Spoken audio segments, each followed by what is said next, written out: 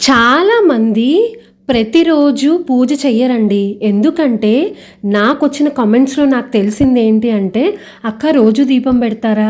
అక్క సాయంత్రం పూట కూడా దీపం పెడతారా?" అంటే మేబీ వాళ్ళకి కుదరట్లేదేమో, ఆఫీస్ వల్ల పొద్దున్నే వెళ్ళాల్సొస్తుందేమో, అలాంటప్పుడు శ్లోకాలు కానీ, స్తోత్రాలు కానీ, పూజ కానీ చెయ్యలేరు. అలాంటి వాళ్ళు నేను చెప్పే ఈ చిన్న చిన్న శ్లోకాలు, అవి కూడా నేనేం పెద్దగా చెప్పట్లేదు కదా!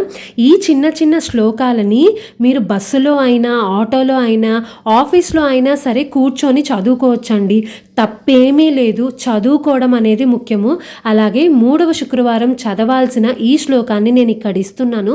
కనీసం ఆ ఒక్క రోజైనా 11 సార్లు చదివేలాగా చూసుకోండి. 11 సార్లు చదవండి. ఒకవేళ నోరు తిరగకపోతే కనీసం ఒక్కసారన్నా చదివి పాలు బెల్లాన్ని నైవేద్యంగా పెట్టండి.